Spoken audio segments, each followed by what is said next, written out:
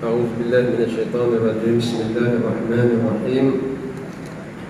الحمد لله رب العالمين وبه نستعين، والصلاة والسلام على أشرف المرسلين سيدنا محمد وعلى آله وأصحابه أجمعين. سبحانك لا علم لنا إلا ما علمتنا إنك أنت العليم الحكيم، ولا حول ولا قوة إلا بالله العلي العظيم. قال الله تعالى: محمد رسول الله والذين معه أشداء على الكفار رحماء بينهم. Firman Allah Subhanahu wa taala, Muhammad Rasulullah. Muhammad adalah Rasul Allah, dan orang-orang yang bersama dengan baginda sangat tegas terhadap orang-orang kafir dan berkasih sayang sesama orang-orang yang beriman. Shadaqallahul azim. Kita masih lagi di dalam suasana menyambut kelahiran Nabi kita, Nabi Muhammad sallallahu alaihi wasallam, ataupun yang dinamakan Maulidin Nabi, kelahiran Nabi kita sallallahu alaihi wasallam, lebih kurang 1400 tahun yang lalu. Dan kelahiran Nabi kita sallallahu alaihi wasallam disambut di merata-rata tempat di seluruh dunia,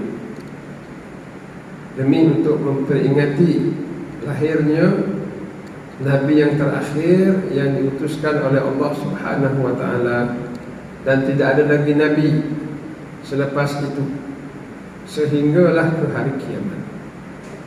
Dan ini bermakna Nabi yang diutuskan oleh Allah Subhanahu wa taala ini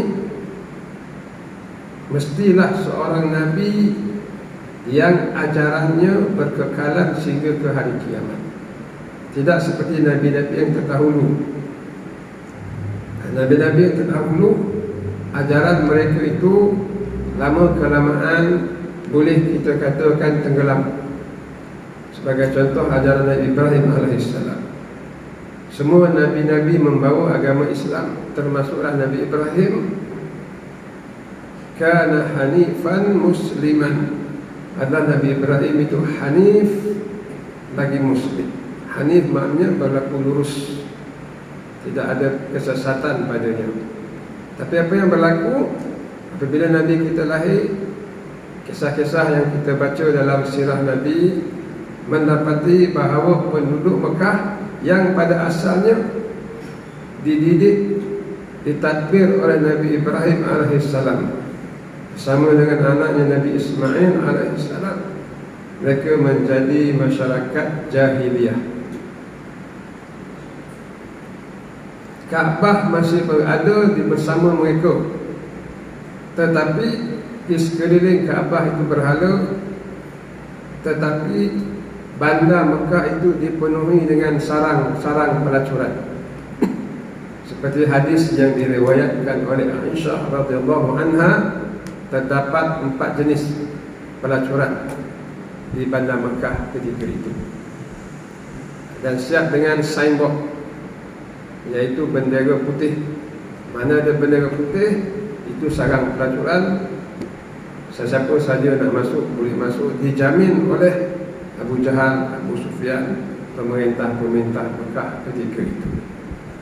Sampai ke peringkat itu, daripada Nabi Ibrahim alaihissalam membawa Islam, sampailah ketika Nabi kita lahir dipenuhi dengan jahiliyah. Begitu juga Nabi Musa alaihissalam. Allah Ta'ala menurunkan kitab Taurat kepadanya. Di dalam itu ada petunjuk dan cahaya. Fihi huda wa nur. Ada petunjuk dan ada cahaya, maknanya ajaran-ajaran yang sekiranya kita mengamalkannya, mereka di zaman itu mengamalkannya akan memasukkan mereka ke dalam syurga. Tetapi apa yang berlaku penyelewengan selepas itu. Kemudian Allah Ta'ala mengutuskan Nabi Isa. Sama juga Nabi Isa diutuskan kepada Bani Israel, kepada mereka-mereka yang diturunkan kitab Taurat, dengan sedikit keringanan hukum hakamnya lebih ringan daripada hukum hakam Taurat. Tapi apa yang berlaku, orang-orang Yahudi yang sesat, yang telah menyesatkan Taurat, tidak menerima ajaran Nabi Isa walaupun ditujukan kepada mereka. Sebaliknya, pengikut-pengikut Nabi Isa ditekan, diseksa, dicari, dikejar, sehingga mereka lari dan membawa kitab Injil, kemudian sana di negara sana diterjemah ke dalam bahasa negara sana, di negara sini diterjemah. Terjemahannya telah menjadi penyelewengan. Ini nasib agama Islam yang dibawa oleh Nabi Isa alaihi salam. Kemudian ajaran yang dibawa oleh Nabi Isa alaihi salam ini tersebar masuk ke Eropah, yang ketika itu diperintah oleh kerajaan Rom. Kerajaan Rom ini kerajaan menyembah berhala. Agama Kristian masuk dan menjadi agama resmi Rom. Sepatutnya dah menjadi agama resmi Rom, menjadi Islam. Tetapi disebabkan Kristian telah menyeleweng, agama itu tidak lagi mempunyai keberkatan. Agama itu agama yang sesat. Dan Kristian pula yang kalah kepada ajaran berhala Rom, maka Kristian menjadi ajaran berhala. Sebab itu kita tengok di gereja-gereja, di Somban, di mana-mana, sampai di Amerika, patung Jesus. Padahal mana boleh buat patung? Patung sana, patung sini, patung Nabi Isa, patung Mary. Agama itu telah menjadi agama berhala, sama macam agama Buddha, sama macam agama Hindu yang kita saksikan pada hari ini. Begitu teruknya keadaan, sehingga orang-orang yang betul nak kepada kebaikan terpaksa mengasingkan diri. Maka gereja-gereja dibuat asrama, lalu mereka berlindung di gereja, duduk di asrama, tak berkahwin. Lelaki jadi padri, perempuan jadi nun. Sampai sekarang kita akan tengok padri duduk di gereja, tidak berkahwin, kononnya untuk menjauhkan diri daripada perkotoran masyarakat. Makin bertambah sesat. Kemudian berlaku pula skandal dalam asrama, ada lelaki ada perempuan, jadi pula macam-macam dalam gereja. Terbongkar pula pada masyarakat luar. Masyarakat luar hari ini mengatakan bahawa gereja pun tahu. Inilah ajaran yang berlaku ketika Nabi SAW dilahirkan. Tidak ada lagi petunjuk tuan-tuan dan puan-puan. Dan agama yang Allah Subhanahu Wa Taala, agama Islam yang Allah Taala hendak turunkan ini kepada Nabi Muhammad SAW, ini agama yang terakhir. Kalau agama ni pun jadi macam mana agama-agama Islam yang lain yang dibawa oleh Nabi-Nabi dan Rasul, habis. Sebab semua kitab-kitab yang Allah Ta'ala turunkan sebelum Quran habis. Ajaran-ajaran Rasul-Rasul habis. Pengikut-pengikut mereka pun hancur. Tak ada siapa dah. Manusia ni dengan nafsu syahwat, dengan syaitan telah berjaya. Nafsu telah berjaya menyesatkan manusia. Maka Allah Subhanahu Wa Ta'ala bila memutuskan bahawa akan lahir Nabi yang terakhir yang kita sambut Maulidin Nabi ini, akan dibekalkan dengan Al-Quran yang mukjizat. Bermakna Al-Quran ini tidak boleh diselewengkan. Kemudian ajaran yang dibawa oleh Nabi Muhammad pula akan disempurnakan.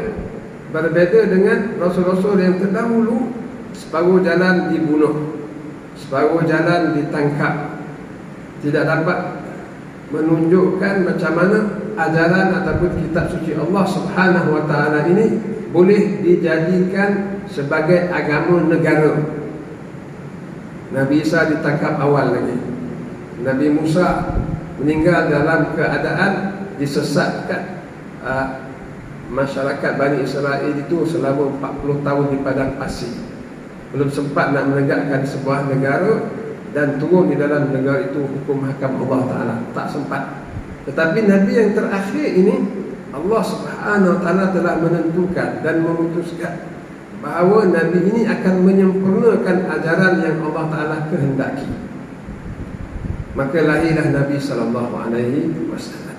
Selepas 40 tahun, Allah Taala melantik baginda menjadi Nabi dan Rasul. Baginda menunjukkan contoh teladan kepada kita. Dan masa selama 23 tahun ini, tuan-tuan dan puan, yang diutuskan oleh Allah Subhanahu Wa Taala ini bakal menjadi model dan modul kepada umat sehingga ke hari kiamat.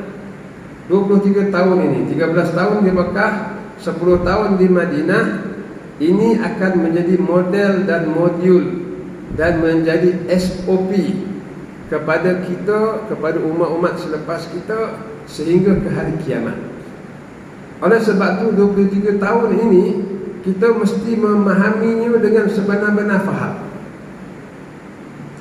Masa tak lama yang ditunjukkan oleh Nabi, tetapi cukup menjadi pedoman kepada manusia untuk berhadapan dengan kehidupan mereka, untuk berhadapan dengan musuh-musuh mereka, untuk berhadapan dengan cabaran hidup mereka, sehingga berhadapan dengan syaitan, iblis dan nafsu syahwat.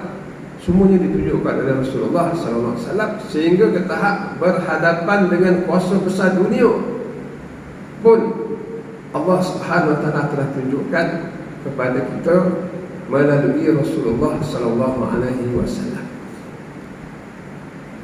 Jadi tajuk kuliah pada malam ini, kuliah Maulid Nabi ini adalah pengajaran sunnah Nabi dalam kehidupan.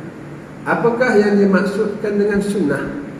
Ditarifkan oleh ulama, sunnah ini adalah ma sudira anin Nabi sallallahu alaihi wasallam min qaulin aw fi'lin aw taqririn. Yang bermaksud sunnah ini apa yang keluar daripada Nabi, apa yang bersumber daripada Nabi, sama ada perkataannya ataupun perbuatannya ataupun persetujuannya. Perkataan baginda menjadi hadis, perbuatan baginda juga menjadi hadis. Contohnya Nabi mengatakan sallu kama ra'aitumuni usalli. Semayanglah kamu seperti mana kamu melihat aku salat. Jadi perbuatan Nabi itu dijadikan hadis. Kemudian ada perkara-perkara yang Nabi cakap pun tidak, yang Nabi buat pun tidak, tetapi berlaku di depan Nabi. Dan Nabi bersetuju dan tidak menegah. Maka itu juga menjadi sunnah Rasulullah SAW. Seperti mana peristiwa yang masyhur, sahabat-sahabat memakan dhab. Dhab ini biawak gurun. Bila sahabat makan di depan Nabi dan Nabi tengok, Nabi tak kata apa-apa, maka memakan dhab itu adalah halal. Ini adalah sunnah Rasulullah. Jadi kalaulah sunnah Rasulullah sallallahu alaihi wasallam adalah apa yang Nabi buat dan apa yang Nabi cakap dan apa yang Nabi setuju, maka sirah perjuangan Rasulullah sallallahu alaihi wasallam itu semuanya adalah sunnah Rasulullah sallallahu alaihi wasallam yang menjadi petunjuk kepada kita. Dan kita tak bicarakan tentang hukum halal dan haram. Ini kita serahkan kepada ahli fuqaha, ahli fiqh. Sebab ada sebahagian perbuatan Nabi itu tidak menjadi hukum dan sebagainya. Itu perbahasan akademik ini kita serahkan kepada ahli fiqh. Tetapi apa yang Nabi tunjukkan kepada kita, perjuangan Nabi, kehidupan Nabi, akhlak Nabi, keimanan Nabi dan jihad Nabi SAW, semuanya adalah sunnah yang menjadi petunjuk dan pedoman kepada kita sehingga ke hari kiamat. Izinkan saya untuk mengambil beberapa contoh. Contohnya sunnah kehidupan Rasulullah SAW. Ini nak syarah kehidupan Nabi seminggu tak habis, ya. Tapi sahabat bertanya kepada Aisyah, cuba ceritakan bagaimana akhlak Nabi, kehidupan Nabi. Lalu Aisyah mengatakan kana khuluquhu al-Quran. Adalah akhlak Nabi ini adalah Al-Quran. Maknanya apa sahaja yang terdapat di dalam Al-Quran itu adalah akhlak Rasulullah sallallahu alaihi wasallam. Dengan kata lain, ulama mengatakan bahawa Nabi Muhammad adalah Al-Quran yang bergerak. Dan bukan Nabi sahaja Al-Quran yang bergerak, tetapi juga sahabat-sahabat Nabi yang dididik oleh Rasulullah sallallahu alaihi wasallam merupakan Al-Quran yang bergerak. Jadi kita nak ambil pengajaran ini pada diri kita, nak mencontohi Nabi. Hendaklah kita, tuan-tuan dan puan, tuan-tuan dan saya sendiri, menjadi Al-Quran yang bergerak. Macam mana kita nak jadi Al-Quran yang bergerak? Hendaklah kita memahami isi kandung Al-Quran itu. Bagaimana kita nak memahami isi kandung Al-Quran? Kenalah kita membaca Quran. Kemudian apabila kita membaca Quran, kenalah kita memahami isi kandung Al-Quran. Kalaulah Al-Quran itu bahasa Arab, kita tak boleh memahaminya, maka kita mencari terjemahannya. Kalau kita baca terjemahannya pun tak berapa faham juga, hendaklah kita menghadiri kuliah tafsirnya. Macam tu Al-Quran ni tebal, macam mana kita nak mendengar tafsir? Kena dengar juga. Kena kita dengar juga. Seminggu lama kelamaan insya-Allah kita akan habis. Dan sekarang ni dalam YouTube pun banyak. Kalau ada tafsir Al-Quran bahasa Melayu, kalau bahasa Arab memang dah banyak, penuh. Ya, bahasa Arab ni ulama dia ramai. Kalau ada tafsir dalam bahasa Melayu dalam YouTube, kita kena tengok. Sebab itu adalah panduan daripada Allah Subhanahu Wa Taala supaya kita memahaminya, mengamalkannya dan menjadi Al-Quran yang bergerak. Tuan-tuan dan puan sekalian, macam mana dekatnya Nabi sallallahu alaihi wasallam dengan Allah Subhanahu Wa Taala. Dia berbual dengan isteri dia, dengan anak-anak dia di rumah. Bila dengar azan, kata Aisyah, kana Nabi sallallahu alaihi wasallam yuhaddithuna wa nuhaddithu. Adalah Nabi berbual dengan kami berbual dengan dia. Fa idza hadratis salah, bila datang waktu salat, ka'annahu la ya'rifna wa la na'rifu. Seolah-olah macam dia tak kenal kami tak kenal dia. Masuk je, dekat dia waktu salat, segala perbualan semua shut down. Sebab telah tiba masa untuk salat. Demikian akhlak Rasulullah sallallahu alaihi wasallam. Kemudian Nabi SAW menepati janji. Kita lihat Nabi pernah berjanji dengan seseorang untuk berjumpa di satu tempat. Orang tu lupa, dan Nabi tunggu di situ selama berapa hari? 3 hari ke 2 hari ke?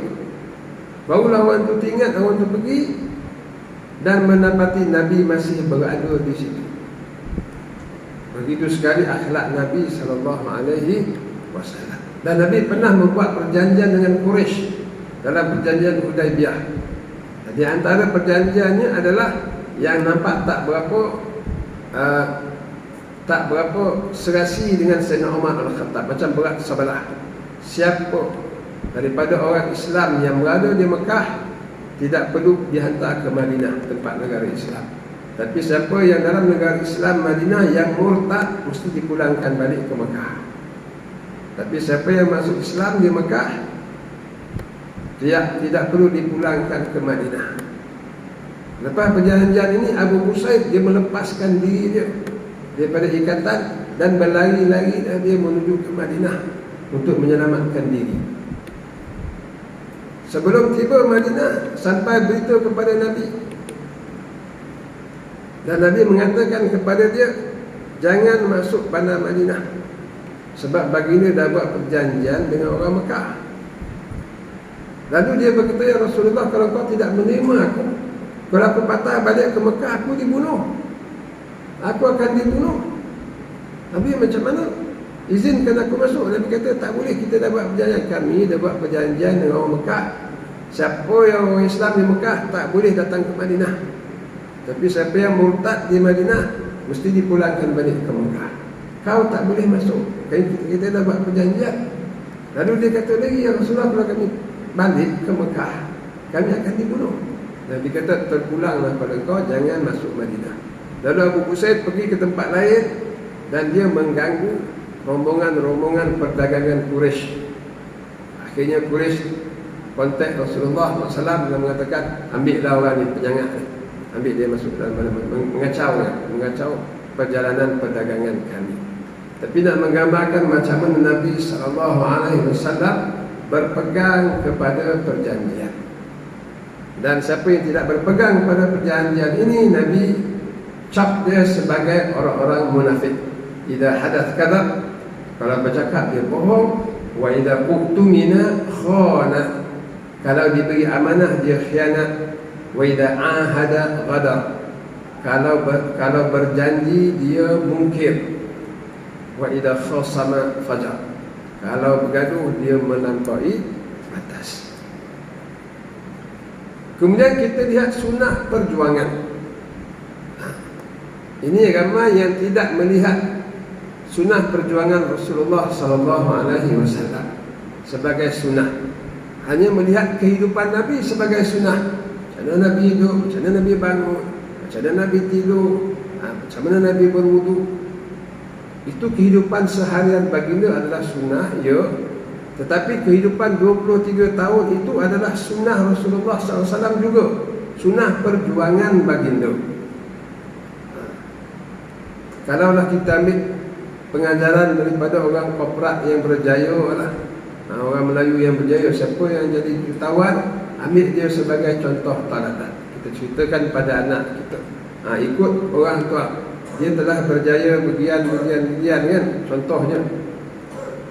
Adakah kita hanya meminta anak kita mengambil contoh macam mana satu hari, macam mana dia bangun, macam mana dia makan, macam mana dia tidur sahaja, tanpa meminta anak kita mengambil pengajaran macam mana dia sekolah rendah, macam mana dia sekolah menengah, macam mana dia habis belajar, macam mana dia memulakan perniagaan dia, macam mana dia bangun, macam mana dia jatuh, macam mana dia bangun balik, macam mana dia buat keputusan, apa bidang-bidang yang dia cuburi, apa pengajaran yang dia dah kena, apa penipuan yang dia dah kena. Dan sebab itu adalah perjuangan seorang yang berjaya dan boleh menjadi contoh. Jadi bukan sekadar kehidupan hariannya sahaja. Setengah masyarakat kita ini bila menyebut sunnah Nabi, yang digambarkan adalah kehidupan seharian Rasulullah, tanpa melihat 23 tahun Nabi berjuang tu. Di sini kita memberi faham kepada semua masyarakat bahawa termasuk di dalam sunnah Rasulullah SAW, di samping sunnah kehidupan Rasulullah, sunnah perjuangan juga adalah sunnah yang penting untuk kita ikuti. Secara ringkasnya, sunnah perjuangan Nabi ini adalah Nabi berdakwah kepada kaumnya. Kemudian Nabi terus terang menegakkan kebenaran dan membongkar kesesatan. Terus terang. Cuba tengok sejarah. Kalau Nabi tak terus terang, Nabi tak kena seksaan. Sahabat-sahabat Nabi tak kena seksaan. Tetapi disebabkan Nabi terus terang menjelaskan kepincangan, maksiat, penyelewengan yang berlaku di dalam masyarakat, maka Nabi dikenakan tindakan. Dan siapa-siapa yang mengikut Nabi dikenakan tindakan. Ini adalah sunnah yang sangat besar. Dan kita menyeru kepada semua masyarakat, ikutilah sunnah ini, iaitu sunnah amar ma'ruf nahi munkar, yang bukan saja ditunjukkan oleh Nabi, tetapi disebut oleh Allah Subhanahu wa taala di dalam Al-Quran. Kuntum khaira ummatin ukhrijat lin-nas ta'muruna bil ma'ruf wa tanhauna 'anil munkar. Kamulah umat yang terbaik yang pernah dikeluarkan untuk manusia. Kamu menyeru kepada ma'ruf dan kamu mencegah kemungkaran. Ini adalah sunnah yang sangat besar. Kalaulah semua umat kita ini bangkit, mengajak orang lain melakukan kebaikan, kemudian mencegah kemungkaran yang berlaku dalam masyarakat dengan niat untuk mengikut sunnah, masyarakat kita akan berubah. Tak adalah maksiat-maksiat yang kita baca tiap-tiap hari dalam surat khabar, dalam internet ni. Tak adalah penyelewengan, tak adalah apa jenayah-jenayah yang berlaku ni. Tetapi disebabkan ramai dari kalangan masyarakat kita yang tidak mengamalkan sunnah amar ma'ruf nahi munkar, maka maksiat dan jenayah berleluasa. Lu'ana alladhina kafaru min bani Israel, dilaknat orang-orang kafir daripada Bani Israel, ala lisani Daud dan Isa bin Maryam, melalui lidah Nabi mereka. Allah Ta'ala laknat mereka melalui Rasul mereka. Sebab apa? Kanu la yatanahawna an munkarin fa'alu, kerana mereka tidak mencegah kemungkaran, kemudian mereka pula yang buat kemungkaran. Jalan membuat kemungkaran adalah tidak mencegahnya. Siapa yang tidak mencegah kemungkaran, lambat laun boleh terjerumus ke dalam kemungkaran itu sendiri.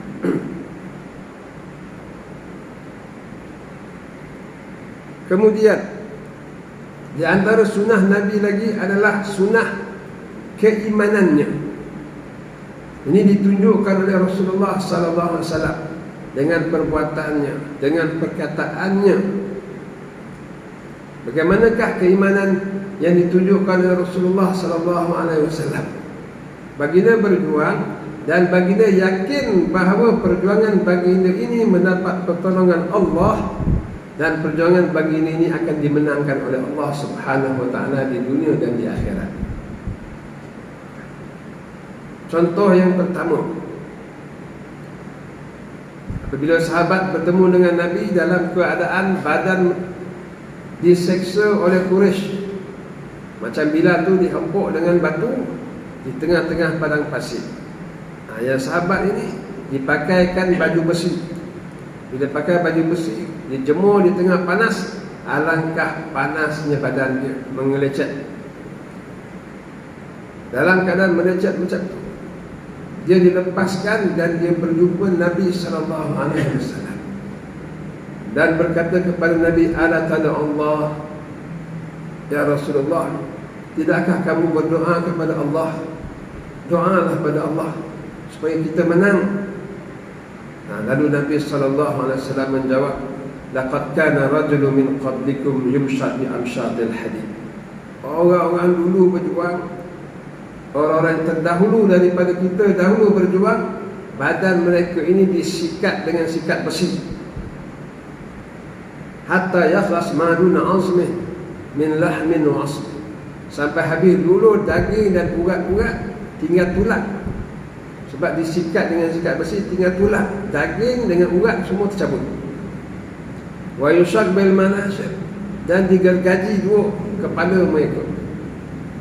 Walam yarudduhum an zalik, sedikit pun mereka tak gustan ke belakang.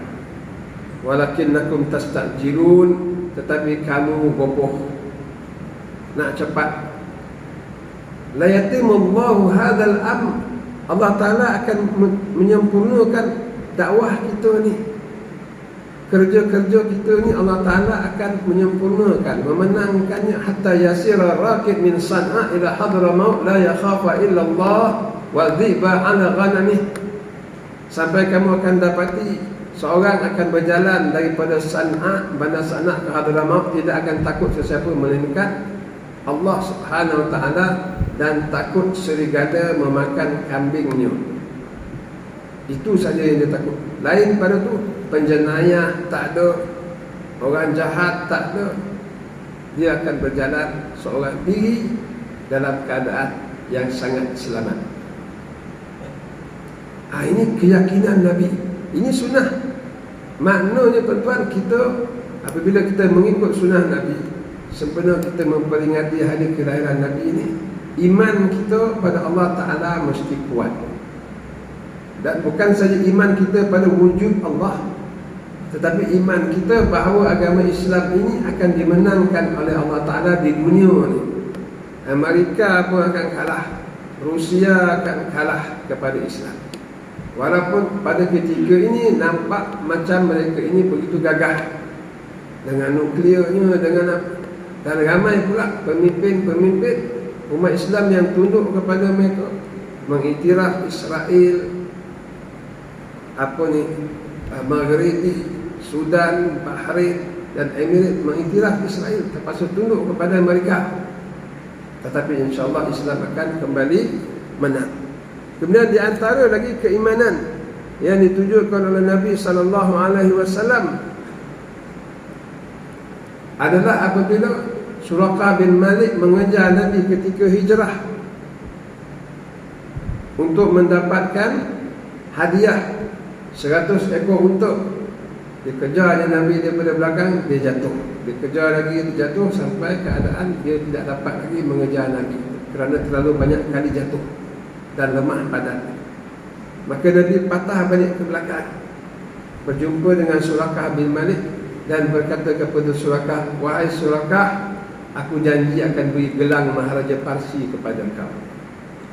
Gelang Maharaja Parsi, kuasa besar dunia, akan diserahkan kepada Suraqah bin Malik yang jatuh melepet dekat padang pasir.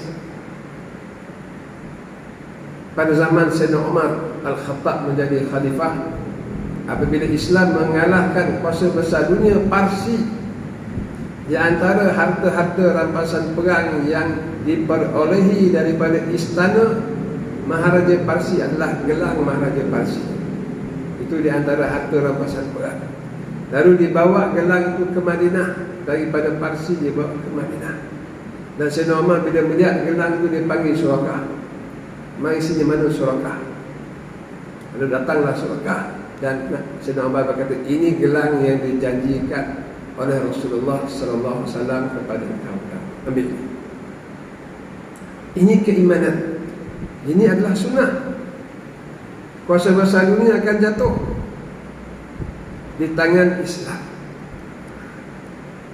Beginilah kita mendidik umat Islam, mencontohi sunnah Nabi sallallahu alaihi wasallam, bahawa Islam akan kembali gemilang. Islam akan kembali terbilang dan gemilang. Ini mesti kita didik pada masyarakat kita sebagai satu sunnah. Apa-apa yang berlaku pada hari ini, bila sunnah ini tidak diajar kepada masyarakat, tidak diajar kepada anak-anak muda, umat Islam kalah jiwa mereka. Kalah bila dengar saja Barat, dengar saja Amerika, dengar saja Eropah, semua rasa takut.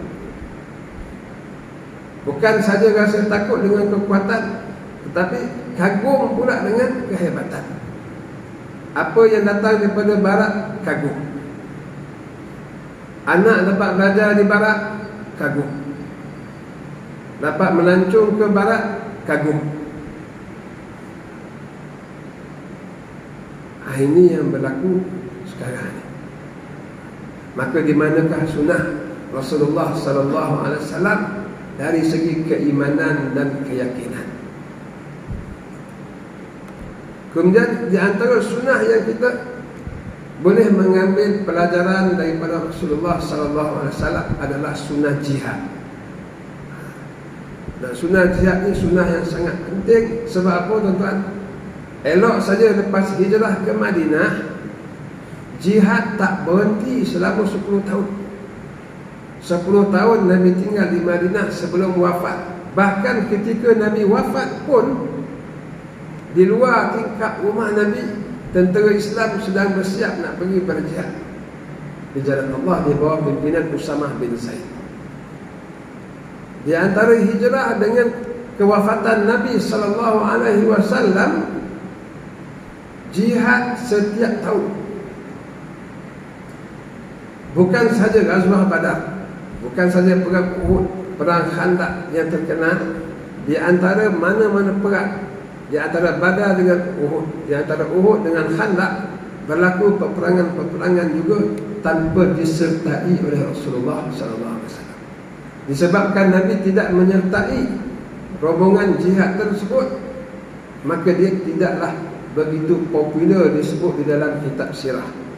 ataupun disebut oleh penceramah-penceramah, tetapi ada di dalam kitab sirah Nabi sallallahu alaihi wasallam. Dan Nabi sallallahu alaihi wasallam, kenapa Nabi tidak pergi berjihad di semua rombongan, di semua angkatan? Hanya Nabi keluar perang Badar, hanya Nabi keluar perang Uhud, hanya Nabi keluar perang Khandaq, hanya Nabi keluar dalam peperangan Mekah, ya, dan sebagainya. Tetapi ada banyak peperangan-peperangan lain yang mungkin lebih besar daripada perang Badar, tetapi tidak disertai oleh Rasulullah SAW dan dinamakannya sariyah. Kalau yang Nabi pergi namanya ghazwah, kalau Nabi tak pergi namanya sariyah. Kenapa Nabi tak pergi? Bukan kerana Nabi sibuk, dan bukan kerana Nabi takut nak berjihad ataupun takut mati syahid. Dan Nabi berkata apa? Lawadatu an uqtal fi sabilillah thumma uhya thumma uqtal thumma uhya thumma uqtal thumma uhya thumma uqtal. Yang bermaksud, demi Allah, aku suka aku dibunuh di jalan Allah, kemudian aku dihidupkan kembali, kemudian aku dibunuh di jalan Allah, kemudian aku hidup kembali, kemudian aku dibunuh di jalan Allah, kemudian aku dihidupkan kembali, kemudian aku dibunuh di jalan Allah, kemudian aku dihidupkan kembali.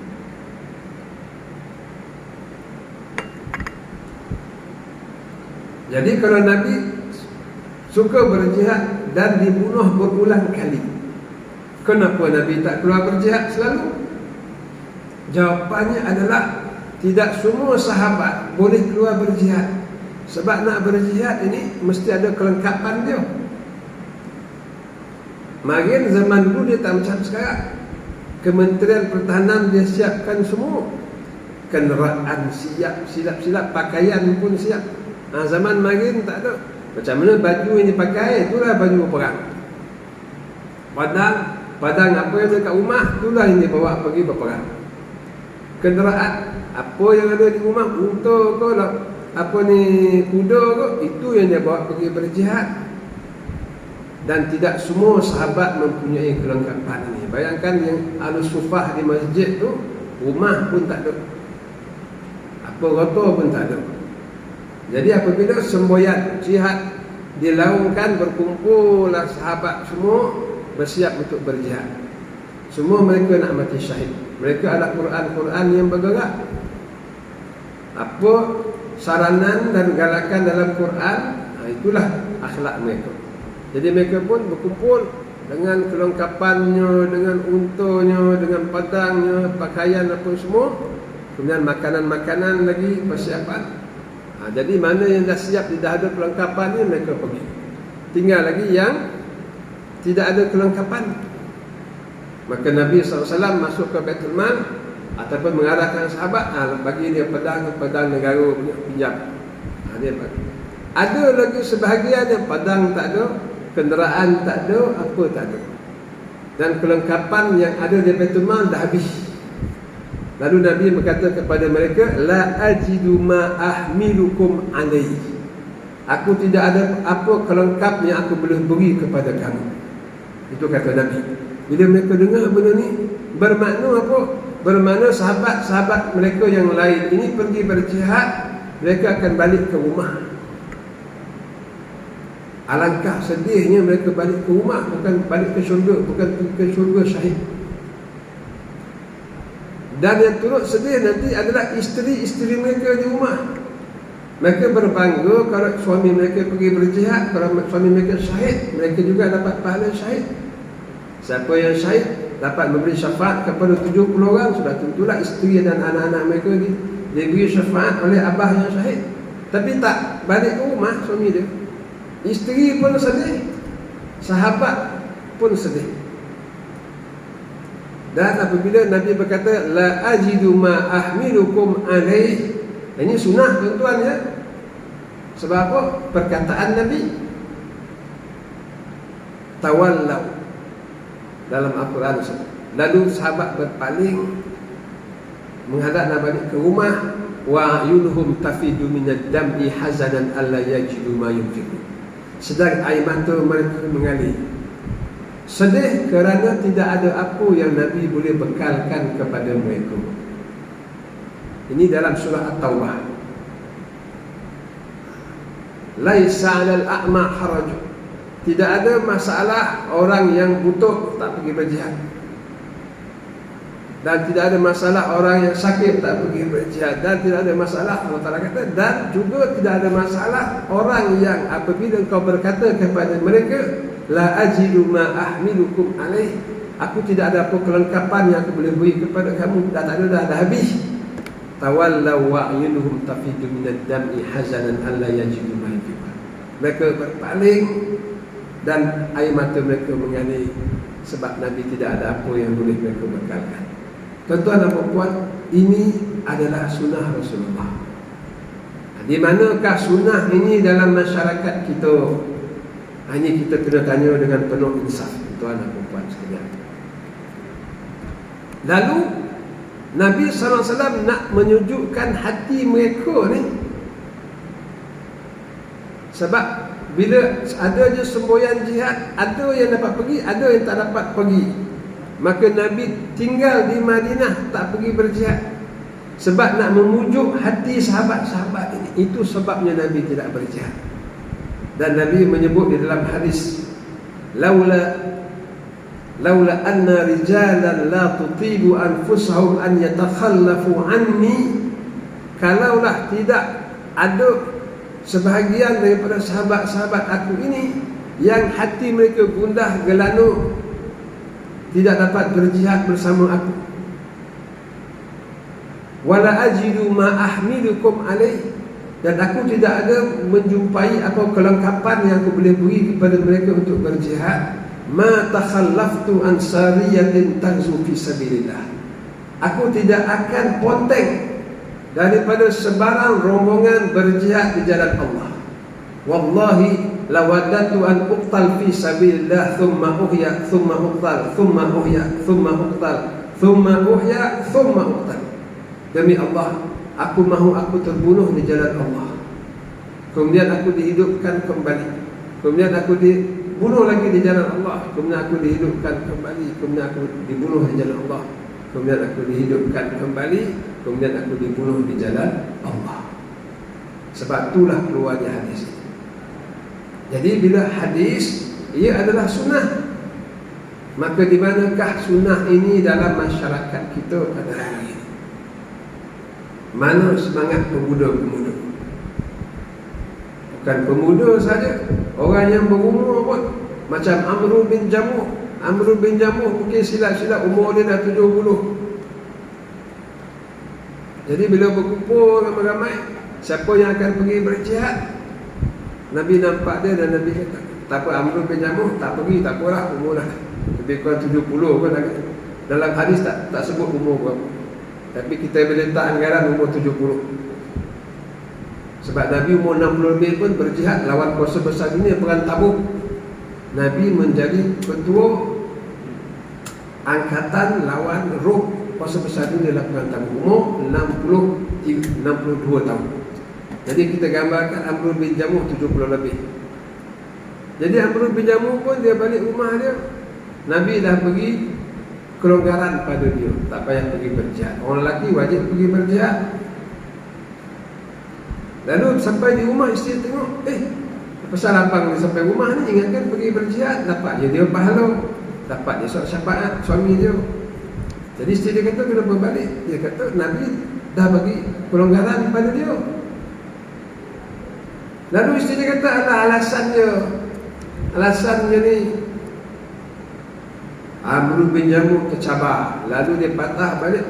Baik, dia kata, aku akan pergi berjihad dan aku tak baliklah ke rumah ni, dia kata. Mana dia nak syahid. Dan Allah Ta'ala beri dia syahid.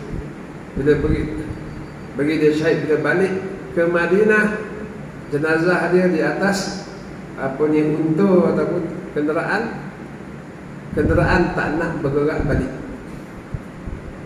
Dia tepuk kenderaan tu, tak nak dia juga balik ke rumah dia. Lalu dia sampaikan kepada Nabi berita ini, dan dia kata, tanya isteri dia apa dah jadi. Lalu isteri dia pun ditanya oleh sahabat, dan isteri dia kata, ada suami dia kata tadi Dia dapat kelonggaran, dia balik rumah. Tapi saya kata, alah ni alasan dia ni.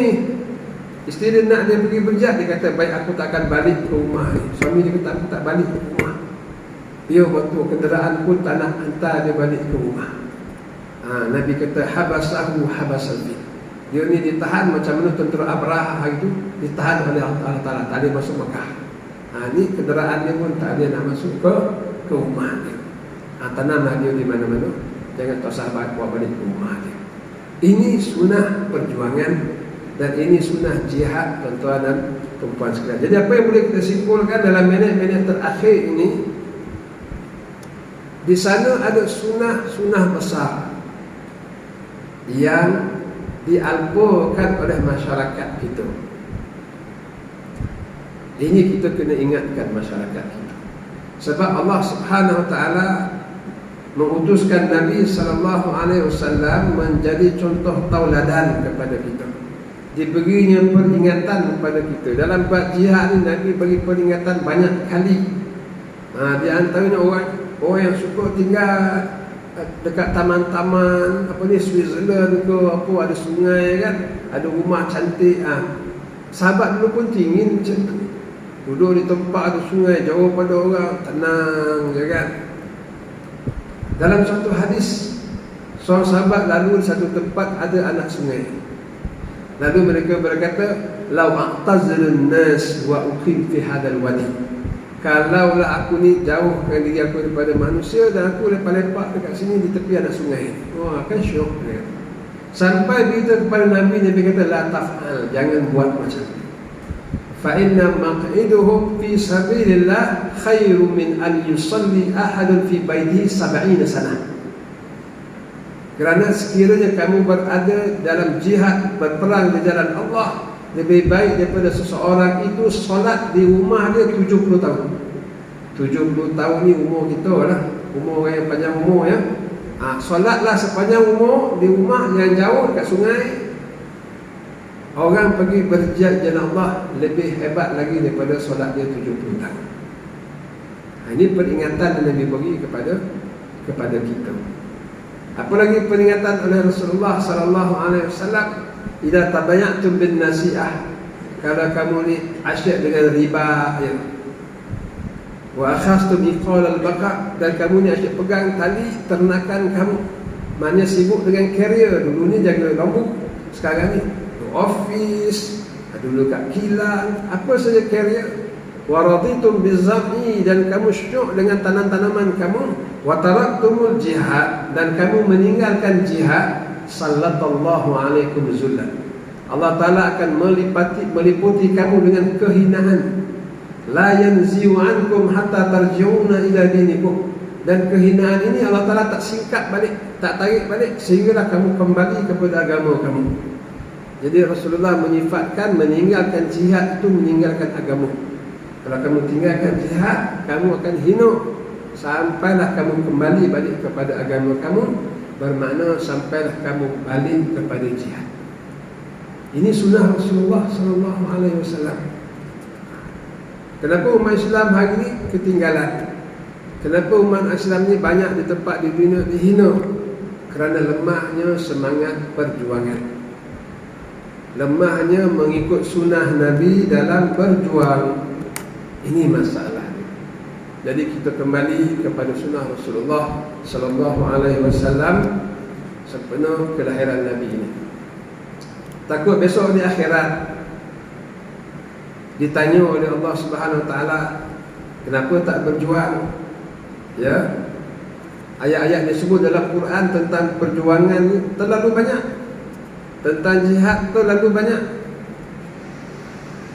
Tetapi apabila masyarakat alpa hanya fikir dalam Quran tu ayat solat, ayat puasa, tapi ayat berjuang untuk agama, berjuang untuk memenangkan Islam, berjuang untuk mengalahkan kuasa besar dunia, itu umat Islam macam kelabu ya. Ada peringatan tapi tak berapa perasan. Jangan menyangka Allah Ta'ala tak tanya besok di akhirat. Besok Allah Ta'ala tanya, Quran ini hujjatan lak au alaik. Quran ini menjadi hujjah Allah, membela kamu ataupun mendakwa kamu. Dia macam surat perjanjian tu. Esok dibuka oleh Allah Ta'ala.